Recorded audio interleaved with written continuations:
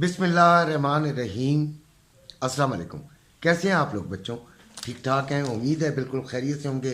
अब मंडे को आपका दोबारा ट्रेडिंग का आगाज़ है।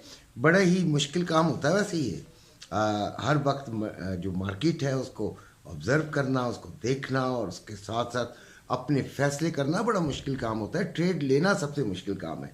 बहरहाल इस हफ्ते के सबसे पहले मैं आपको फंडामेंटल्स के बारे में बता देता हूँ कि इस हफ्ते क्या क्या आने, और याद रखिएगा कि बहुत इम्पॉर्टेंट वीक है और इसके अंदर कुछ भी किसी भी वक्त हो सकता है। किसी भी वक्त तो नहीं, फंडामेंटल्स के टाइम ख़ास तौर पे मार्केट जो है वो आपके अंदाज़ों से उलट भी जा सकती है।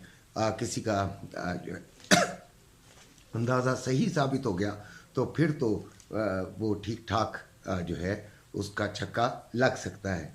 खैर, मंडे को कोई इतना ख़ास डाटा नहीं है। यूएसए 10 ईयर्स बॉन्ड ऑक्शन है, और फिर ट्यूसडे को है जो आप यहाँ से ख़तरनाकियाँ शुरू होती हैं।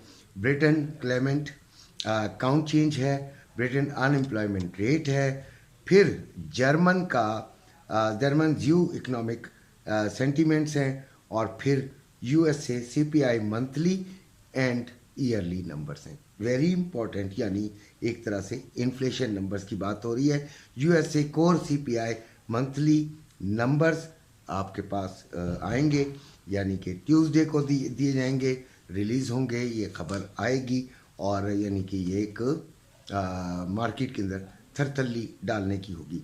मैं एक बात और समझता हूँ कि मंडे से ही इसका जो है ना थोड़ा थोड़ा इसके असरात जो हैं वो नज़र आना शुरू हो जाएंगे, और मंडे से ही जो रिटेलर्स हैं जो मार्केट में एक्टिव होते हैं वो इसके हिसाब से अपने जो है वो काम करना शुरू कर देंगे। अच्छा, यानी मंडे की रात से वेडनेसडे को ब्रिटेन जीडीपी नंबर्स हैं, USA PPI monthly and USA core PPI monthly numbers हैं, यूएसए इकोनॉमिक प्रोजेक्शन है, और यूएसए फेडरल फंड्स रेट है, फिर यूएसए एफओएमसी स्टेटमेंट है, और फिर यूएसए एफओएमसी प्रेस कॉन्फ्रेंस है। ये मज़ीद वेडनेसडे को है, और ये भी तमाम इम्पॉर्टेंट है। काफ़ी इम्पॉर्टेंट हफ्ता है ना, मैंने आपको बताया। इसमें ज़रा थोड़ा सा एहतियात भी कीजिएगा। थर्सडे को ब्रिटेन मॉनेटरी पॉलिसी है, ब्रिटेन ऑफिशियल बैंक रेट है, यूरोप की मॉनेटरी पॉलिसी स्टेटमेंट है, फिर यूरोप का ईसीबी की प्रेस कॉन्फ्रेंस है, फिर USA core retail sales numbers हैं, यूएसए रिटेल सेल्स नंबर्स हैं, और फिर यूएसए अनएम्प्लॉयमेंट क्लेम्स हैं। ये आ गया आपका, थर्सडे भी गुजर गया। फ्राइडे को जर्मन, ब्रिटेन एंड यूएसए इन तीनों के फ्लैश मैन्युफैक्चरिंग पीएमआई नंबर्स हैं, फिर फ्लैश सर्विसेज पीएमआई नंबर्स भी इन्हीं तीनों कंट्रीज़ के आएंगे। USA Empire State manufacturing index है, फिर यूएसए इंडस्ट्रियल प्रोडक्शन है, फिर बैंक ऑफ कनाडा के गवर्नर की यानी कि जो मैकलम है उसकी स्पीच है। ये आपके फंडामेंटल्स हैं, वेरी वेरी इम्पॉर्टेंट। अब आते हैं हम अगले हफ्ते पर। तो पिछले हफ्ते की एक छोटी सी बात आपको मैं बता दूं कि हम -67 ओपनिंग से, मंडे में जो ओपनिंग हुई और जो फ्राइडे को क्लोजिंग हुई उससे में -67 पे है, यानी $67 नीचे आया है आपका गोल्ड रेट इंटरनेशनल मार्केट में। अगले हफ्ते क्या होगा, क्या लेवल्स रखे जाएं, फिर हम मंडे का बताते हैं कि क्या उसके क्या लेवल्स रखें और क्या करना चाहिए। पहले ये बता दूं मैं आपको कि जो नीचे जाने का है वो 1950 तक भी आ सकता है, और ऊपर अगर 2040 से ऊपर चला गया तो फिर आपका वही रोज़ाना की बात 70 और फिर आगे 2070 तक, और फिर आगे भी निकल सकता है। अब कल की बात की जाए, हम इंट्राडे की ज़्यादा बात करते हैं, तो कल हमने क्या करना है कि हमने 2020 और 2025 इसके दरमियान कहीं सेलिंग ढूंढनी है। ज़रा बाइंग को हम थोड़ा सा इज्तनाब करेंगे। कोशिश यही करेंगे कि हम इज्तनाब से काम लें, बाइंग की तरफ इतना घुसे नहीं।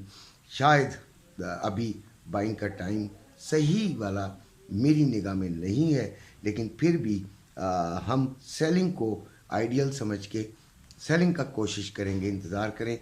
लेकिन किसी भी जगह पे हम फैसला अपना कर सकते हैं। आप लोग भी अब समझदारी से कीजिएगा, और जहाँ पे भी आपकी बाइंग बनती है वो नीचे से आपने देखना है। अगर आपकी जो नीचे लेवल है वो 1988 और 1990 के करीब है, तो ज़रा देख लीजिएगा, वहाँ से देखिएगा। अगर बाइंग निकली तो आपको थोड़ी बहुत बाइंग आपको वहाँ से मिल सकती है, लेकिन ज़्यादा जो इम्कान है हमारा, मेरी जो सोच के मुताबिक मैं जो कोशिश करूँगा वो सेलिंग की तरफ मेरा रुझान ज़्यादा रहेगा। ऑयल की भी बड़ी मज़ेदार ट्रेड होती है, लेकिन जो करना चाहे उसके लिए अगर हमें गोल्ड में नहीं मिल रही होती तो हम ऑयल में घुस जाते हैं। अब मैं जो अपना व्हाट्सएप ग्रुप है उसमें इसी तरह ही करता हूँ कि गोल्ड और ऑयल को ज़्यादा रोटेट कराता हूँ। ऑयल 71.34 इस वक्त है, और मैं इसका इंतज़ार करूँगा 68.5 टू 69.30। इसके दरमियान अगर आ जाती है, कहीं पे भी आ जाए, मैं कोशिश यही करूँगा कि इधर से मैं बाइंग ले लूँ। अभी वैसे इसका जो है वो कुछ अरसे से सेलिंग ट्रेंड चल रहा था, लेकिन इसको देखेंगे, क्योंकि अगर गोल्ड नीचे जाएगा तो यकीनन ऑयल में थोड़ा बहुत बेहतरी भी आ सकती है। तो इसलिए उधर से इसके लिए मैं बाइंग की तरफ रुझान अपना बना कर रखूँगा, ताकि बाइंग की तरफ जो है वो मुझे ज़्यादा इजी रहेगा और मैं मुनाफा हासिल कर सकूं। ये मेरी कोशिश होगी। ऑनलाइन अर्निंग के लिए हमें बड़ी समझदारी से काम लेना पड़ता है, ये ऐसे नहीं हो जाती। ट्रेडिंग सबसे मुश्किल काम है, सबसे मुश्किल काम है। हमें बड़ा बज़ाहिर बड़ा आसान लगता है, एक ट्रेड ली और उसमें आप कामयाब हो गए तो कैसे तो हो गए। इसको वैसे सीखना भी चाहिए।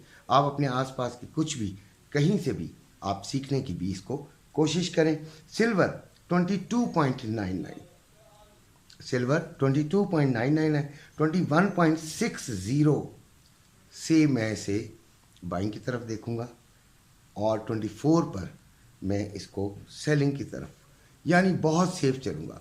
बहुत वॉलेटाइल है, बड़ी तेज़ी से नुकसान, बड़ी तेज़ी से फ़ायदा देता है। लिहाजा इसको बड़े ही एहतियात से मुझे करना पड़ेगा, और मैं बड़ी आराम से जो है वो इसको 21.60 में बाइंग ले लूँगा, बड़ा कंफर्टेबल होके ले लूँगा, और 24 पर बड़ा कंफर्टेबल होके मैं इसको सेलिंग की तरफ ले लूँगा। तो वैसे दिसंबर के बारे में कहा भी यही जाता है, और एक्सपीरियंस भी यही है, और होगा भी शायद इंशाल्लाह यही कि गोल्ड बढ़ेगा। लेकिन अभी तक हमने मंडी को, मार्केट को इसी लिहाज से देखना है जैसे मैंने आपको कहा है। बाकी आपकी मर्ज़ी। इंशाल्लाह सुबह फिर मुलाकात होगी, और कल के दिन के बारे में मुकम्मल हम कल बात करेंगे। इसी के साथ इजाज़त चाहता हूँ। अपने घर वालों का ख्याल रखिएगा। अल्लाह।